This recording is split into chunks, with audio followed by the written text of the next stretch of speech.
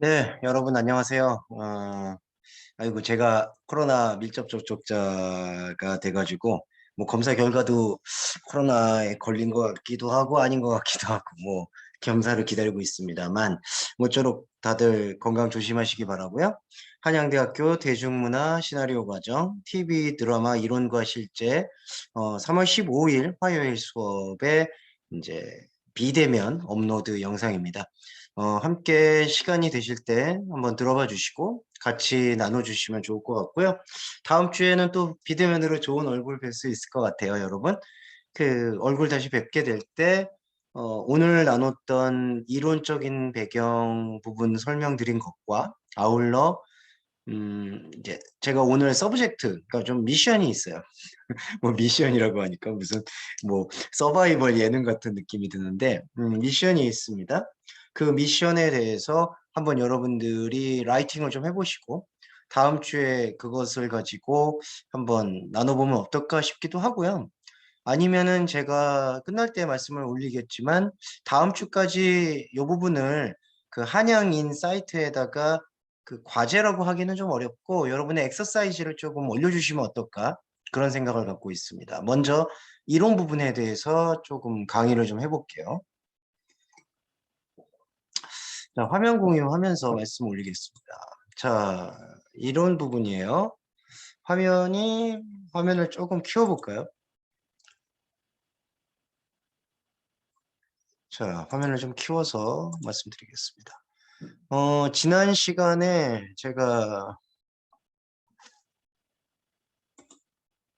네. 지난 시간에 제가 그 이론과 실제에 대해서, 이거 왜 이거 끊어졌지? 다시 한번 할게요. 다시 한번 찾아봐야 되겠네요. 잠깐만요.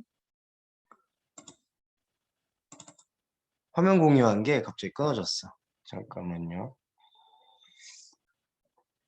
이론을 잠깐 간단하게 소개해 드리는 것과 아울러 하나의 그 실습을 계속 저희가 해볼 겁니다. 근데 그 실습이라는 게 별로 뭐 크게 그렇게 어렵거나 한 건 아니에요. 그런데 여러분의 드라마 작법에 어떤 기초 단계적인 도움도 드릴 수 있고, 그리고 꼭 드라마 작법만이 아니라 그걸 확장시켜서 여러 측면에서 도움을 드릴 수 있는 그러한 엑서사이즈가 될 거라고 저는 생각을 합니다. 자, 화면 다시 한번 공유해 볼게요.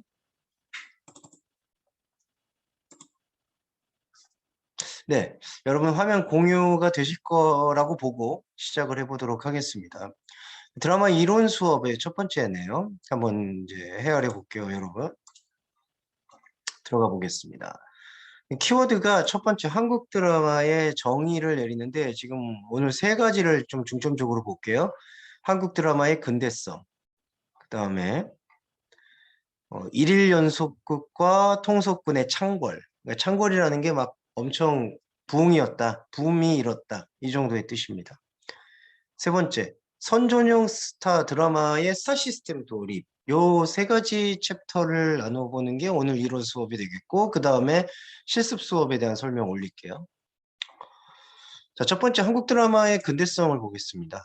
한국 드라마가 언제부터 시작됐냐라고 정의를 내릴 수 있냐면은, 뭐, 라디오 드라마에서부터 조금 그 역사를 올라가야 되겠죠, 거슬러서. 1950년대에 한국이라는 그 국가에는 6.25 전쟁이라는 큰 사건이 벌어졌고, 그 6.25를 기점으로 해서 사실은 국가가 패망하고 있는 몰락의 기점도 생기지만, 동시에 이런 게 있죠. 패망하고자 하는 몰락의 시점도 생기지만, 어떤 면에서는 계속되는 그 재건에 대한 욕망. 이제 그 부분을 또 이제 간과할 수는 없을 것 같아요. 그러니까 재건에 대한 욕망과 그리고 몰락에 대한 그 허무감이 교차 혼용되고 있는 시기가 바로 그 1950년대의 한국이라는 나라가 갖고 있는 특징이었다라고 정의를 해본다면 국가적으로 가장 강력한 욕망이 꿈틀대던 시기였고 1950년대가요. 그것이 바로 이제 근대화의 욕망이라고 정의 내려볼 수 있다라고 생각을 합니다. 여기 계속 제가 읽어볼게요.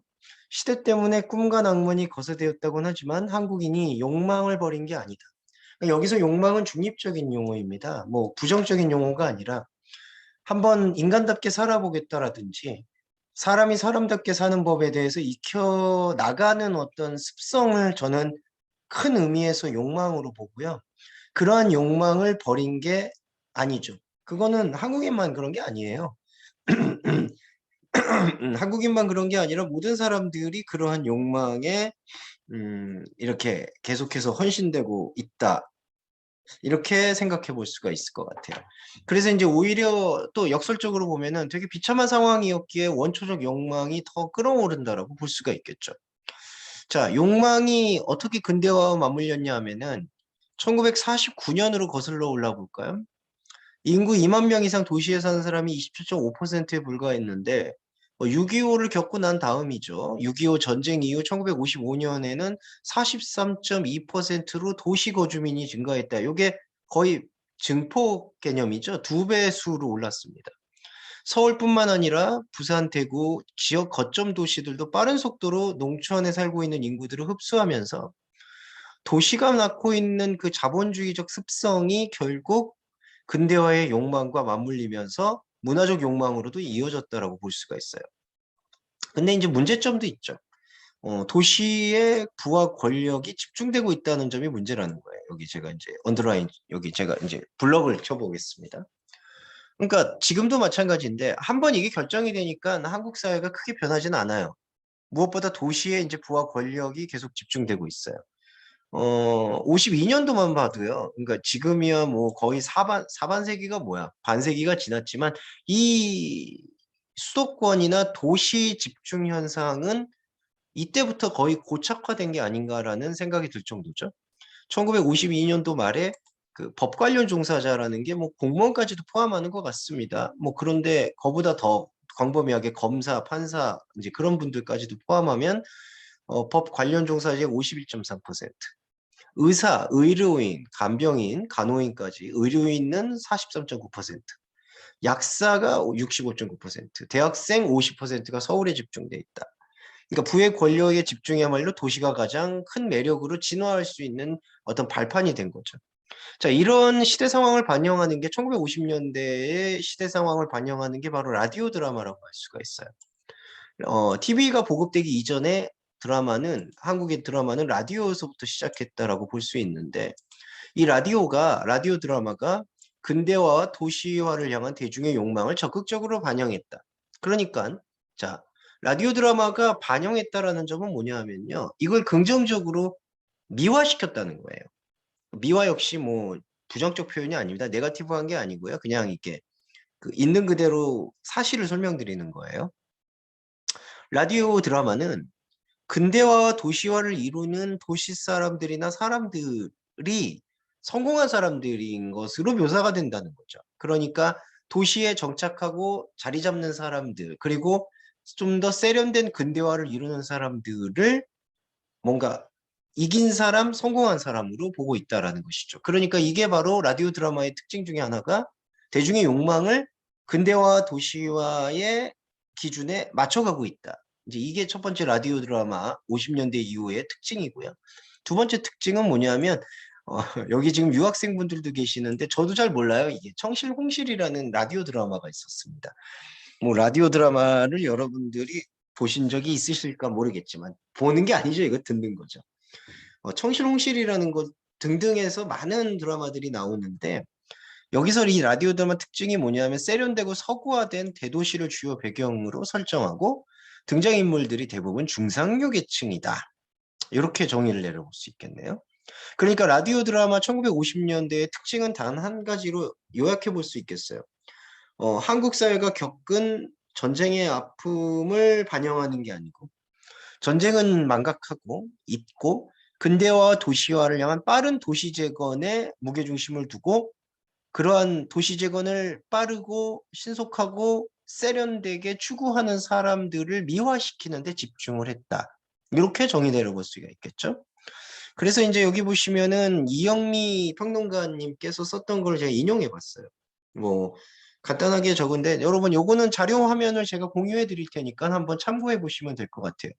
그러니까 이때부터 한국 드라마가 캐릭터가 거의 결정되는 것 같다는 생각도 들어요. 그러니까 뭐 인물의 직업으로 사업가, 사장, 은행가, 그리고 이 시기에 무역회사, 제조업회사 사업가, 사장, 비서, 직장을 가진 직원, 기자, 의사, 교수, 미술가, 권투, 뭐 이런 대도시 안에서 벌어질 수 있는 여러 인간 군상들의 직업군들이 캐릭터로 쓰였다는 거죠.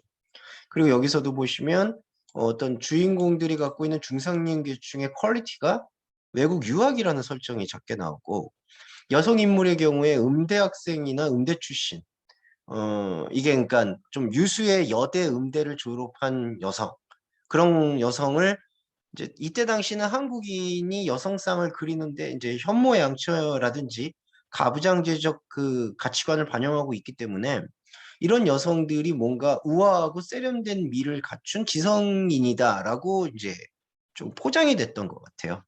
그래서 이러한 직업들이 대중의 선망이 되는 직업들이 되고 극소수 부유층의 직업으로 이제 나오기도 했어요. 그리고 또 하나 여기 특징이 이영미 평론가에서 잘 지적했는데, 이때 당시 표현으로 빌리자면 화류계라고 표현을 하죠. 이제 그 밤의 거리의 종사자들.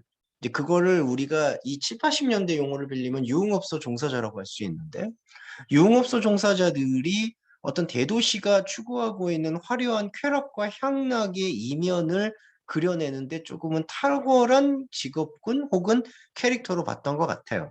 그래서 그러한 화려한 영역에 속해 있는 사람들의 그늘을 보여주기 위해서는 술집 마담이나 여종업원들의 어떤 유흥업소 종사자들을 캐릭터로 전면적으로 내세우기도 했다. 이렇게 정의를 내려볼 수가 있겠네요. 자, 그리고 또 정리를 해서 좀 이론적인 부분들을 계속 설명을 드릴까요? 예, 지금 커피 마시고 있습니다. 아마 이게 동영상으로 나오면 제 얼굴이 나오지가 않을 거니까 이 인간이 왜 말을 하다가 멈춰 이럴 수도 있겠는데 예, 커피 한 잔 마셨어요. 자, 말을 이어가도록 하겠습니다.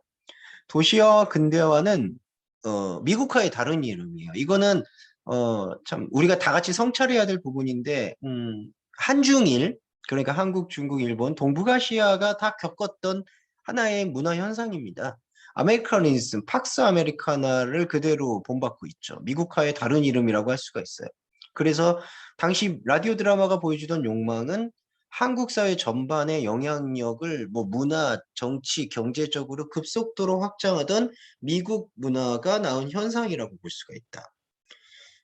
그러니까 1950년대는 6.25 전쟁 후에 비참한 시대상을 반영하는 비극이 유행했던 것이 한편이고, 그러니까 이제 전쟁에 대한 어떤 참혹한 이데올로기를 다루고 있다는 것이죠.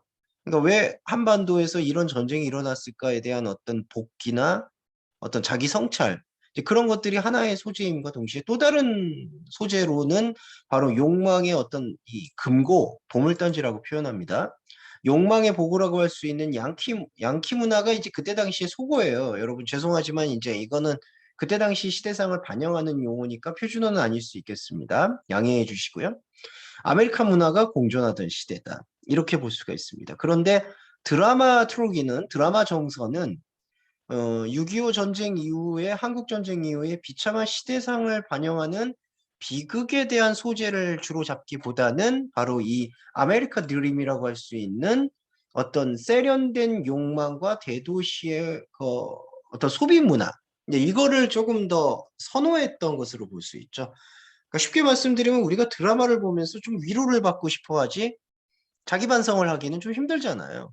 자기 반성의 영역은 크리틱의 영역일 수 있고, 이 드라마의 영역은 어떤 비록 표피적이라 할지라도 삶의 어떤 위안이나 위무를 줄 수 있는 역할이어야 되는 게 아니냐라는 게 자연스럽게 형성된 것 같아요. 그래서 이렇게 된 것 같습니다. 삶이 비참했기에 근대화와 미국화를 향한 한국인의 욕망이 비극적 정서보다 더한 빛을 발했다. 그러니까 라디오 드라마가 당시의 유행인데 그 소재가 압도적으로 미국 문화를 향한 한국인의 욕망이 반영이 됐다는 거죠. 그래서 이렇게 정의를 내려볼 수 있겠네요. 한국 전쟁이 낳은 비극적 정서는 과거와 현재가 되고, 근대화 곧 미국화를 향한 욕망은 미래와 꿈이 된다. 그래서 이어받은 1950년대 대중문화는 대중의 심리를 간파해서 꿈과 환상을 제공했다는 거죠. 앞으로 말하는 근대화와 미국화를 향한 미래와 꿈을 제시하는 게 드라마의 역할이었다. 대중문화의 역할이었다라고 볼 수 있고 그 목표는 어느 정도 주요했던 것 같아요. 이 시청자들이나 청취자들이 라디오 드라마를 보면서 그들이 이제 지친 일상과 영혼의 상처를 치유하는데 일정 부분 기여했다라고 볼 수가 있는데 이 문제점도 있죠.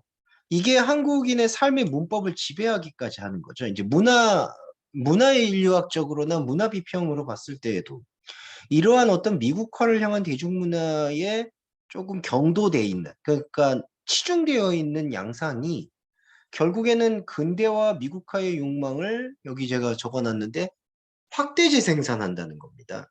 그러니까 그냥 재생산이 아니라요. 약간 진화적 확대라고 보시면 될 것 같아요.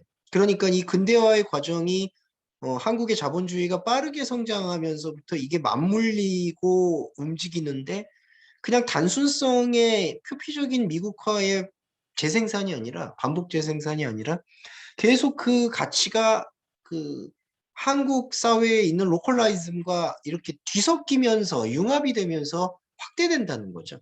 그러니까 드라마가 바로 여기 씨앗에서부터 그러니까 한국 드라마의 씨앗은 바로 이 근대화와 미국화의 시작에서부터 확대 재생산하는 기제로 작동을 했다.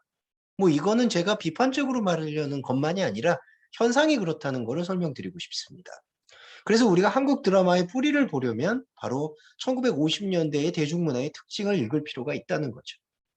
자, 그리고 이제 키워드 두 번째로 갈게요. 군사문화의 창궐, 문화적 과도기, 서구문화와 동양문화의 혼종. 자, 1960년대 이후 70년대로 가면서부터 뭐 어떤 특징들이 생기느냐 요 세 가지 특징인데요. 하나는 군사문화의 창궐입니다. 그러니까 이제 한국의 근대화의 거의 절반은 이제 군사문화가 같이 개입이 됐죠. 군사문화라는 것은 이제 그 군대 지도자가 정권을 이제 컨트롤 타워를 잡고 그 어떤 정치 체제를 끌고 가던 현상을 군사문화라고도 표현해요.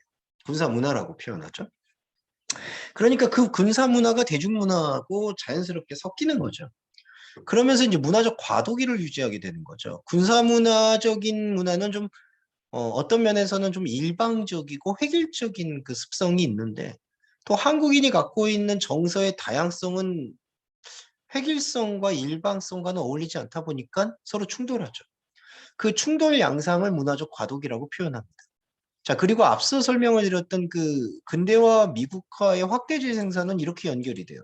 서구 문화와 동양 문화의 혼종으로 연결이 된다. 자, 이렇게 볼 수가 있겠죠. 자, 그게 어떻게 되냐면 가장 큰 특징이 1950년대가 라디오 드라마 시즌이었다면 1970년대로 넘어오면 어떤 드라마가 가장 한국 드라마에 적합한 키워드가 자리 잡느냐 바로 이제 일일 연속극이라고 할 수 있습니다. 일일 연속극은 쉽게 말해서 일주일이 월화수목금, 토일은 빼고요.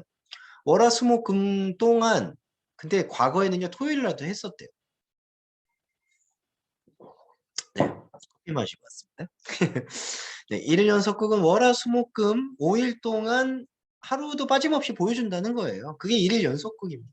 그러니까 하루하루의 삶의 어떤 피곤을 풀기 위해서 이제 저녁의 일일 연속극 그러니까 프라임 타임 때라고 할 수 있는 저녁 7시 반에서 8시 정도, 8시 반 이제 여기서 30분 정도의 러닝 타임을 갖고 연속극을 보여줬다는 건데 이 연속극이 한마디로 이제 속칭 대박을 쳐요. 어떤 걸로 대박을 쳤냐, 요거 볼게요. 지금은 없어졌죠. 근데 이게 TBC라는 방송, 동양방송국인데 이게 JTBC의 전신이라고 할 수 있습니다.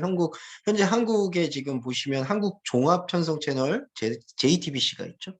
JTBC의 전신이 이제 동양방송 TBC예요. 1970년 8월에 서울대 사회학과 실시 조사를 한번 볼까요? 동양방송 TBC 46%, KBS, MBC 27%. 그러니까 평균 시청률이 TBC가 압도적이었어요. 그때가 지상파가 KBS, MBC가 맥을 못 추죠. 근데 그 이유가 뭐냐면은 이게 조금 그 청년들 쓰는 용어를 써서 죄송한데 그런 시청률을 하드 캐리하는 프로가 있죠. 대표 프로가. 그 대표 프로가 뭐였냐면은 이제 2일 연속 아시라는 겁니다. 여기 유학생분들한테 좀 설명드릴게요. 이 한국어 배우고 계시니까 아시는 그냥 순 우리말인데요. 한국말인데요. 그러니까 이제 그 과거에 그 조선시대나 이럴 때 이제 그 이 명망가 있는 양반집 교수의 따님을 뭐 높여드릴 때 하는 표현들이에요. 그 아씨라고 표현하죠. 그래서 일일 연속극 아씨라는 제목이 있는데 이게 높은 인기를 했고 미국산 드라마에서 벗어나서 한국적 드라마의 가능성을 보여준 것으로도 요 아씨가 그러니까 이 아씨라는 드라마가 뭐냐면은 사극이거든요 한마디로. 그러니까 그 한국의 조선시대를 보여준다는 거잖아요. 거기에는 미국화라는 게 흘러 들어갈 틈이 없죠. 사극이니까.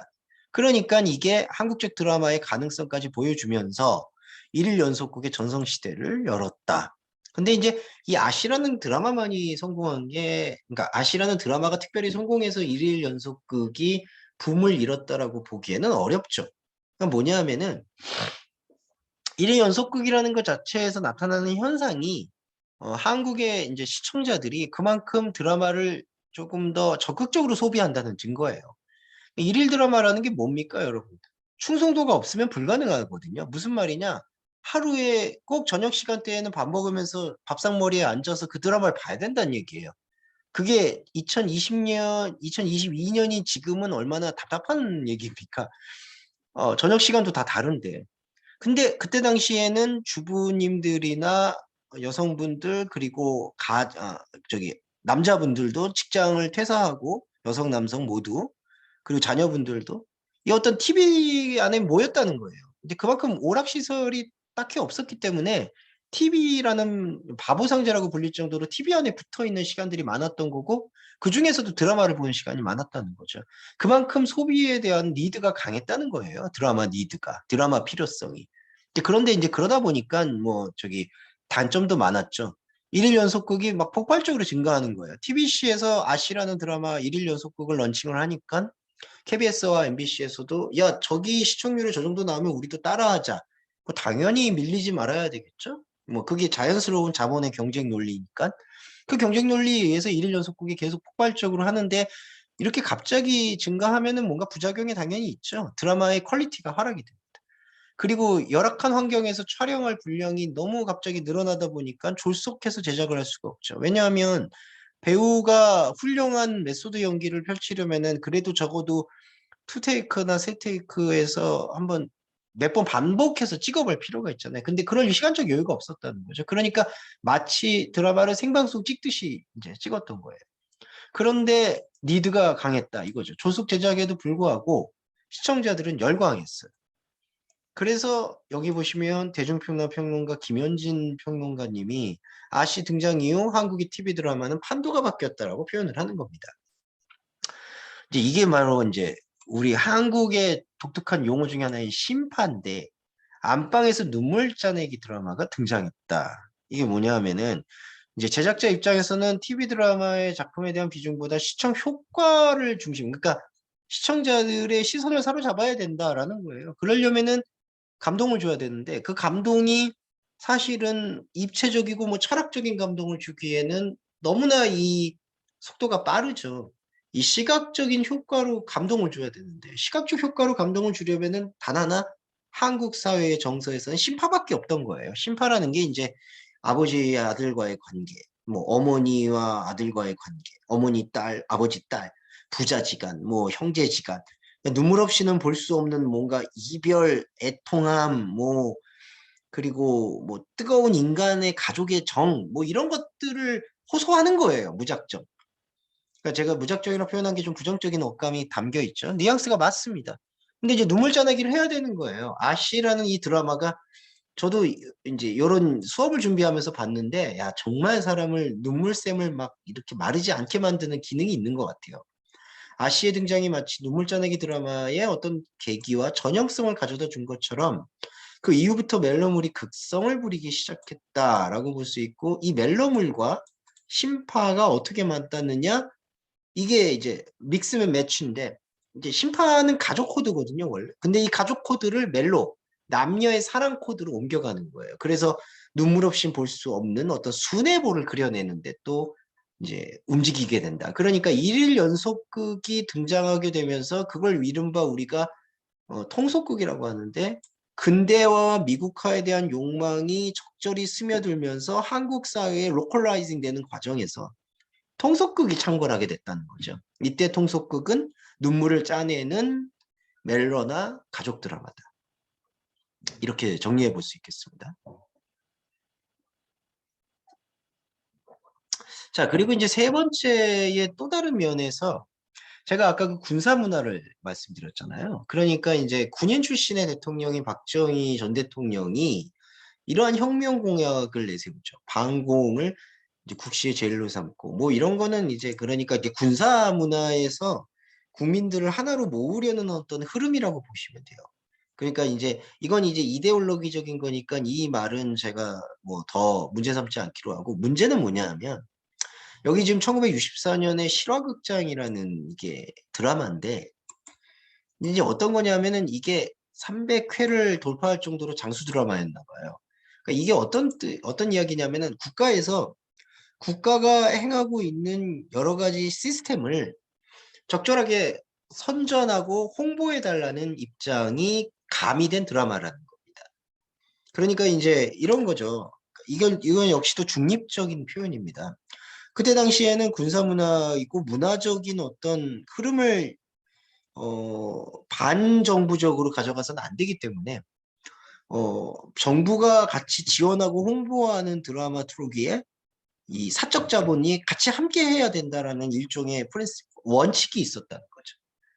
그러니까 자, 그 원칙에 대한 크리틱 여부는 오늘 우리가 한국 드라마의 태동에 대한 과목과는 다른 문제이기 때문에 다른 번외 논의로 치기로 하고 목적이 이제 강하다 보니까 그러니까 이렇게 우리의 시스템이나 이념을 제대로 알려줘라는 그 선전의 목적이 있다 보니까 재미가 떨어진다는 게 이게 단점인 거죠. 그래서 그 재미와 흥미도를 끌어올리기 위해서 뭐가 필요했느냐 바로 당대의 최고 스타들이라고 할 수 있는 여러 스타들을 총동원시키는 스타 시스템을 동원시켰다라는 것.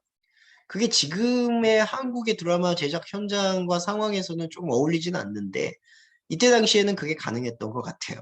그래서 이 한국 드라마의 1970년대, 80년대의 흐름까지를 살펴보면 일일 연속극이나 통속극이 등장했고 그 통속극이 등장하게 된 배경에는 근대화라는 것과 미국화가 겹쳐진 조금 시청자들에게 어떻게 보면 표면적인 위로와 위무를 주는 그러한 입장 이런 것들을 반영하는 드라마가 많이 개발이 되고 마지막으로는 이런 면으로 또 다른 편에서 군인 출신의 그 어떤 군사 정부가 자신들의 정부적 이념을 선전하는 데 사용하기 위한 드라마를 제작을 하면서 스타 시스템을 동원했다. 자, 이러한 어떤 흐름들이 한국 드라마의 역사에서 차지하고 있었던 이제 흔적이었다는 거.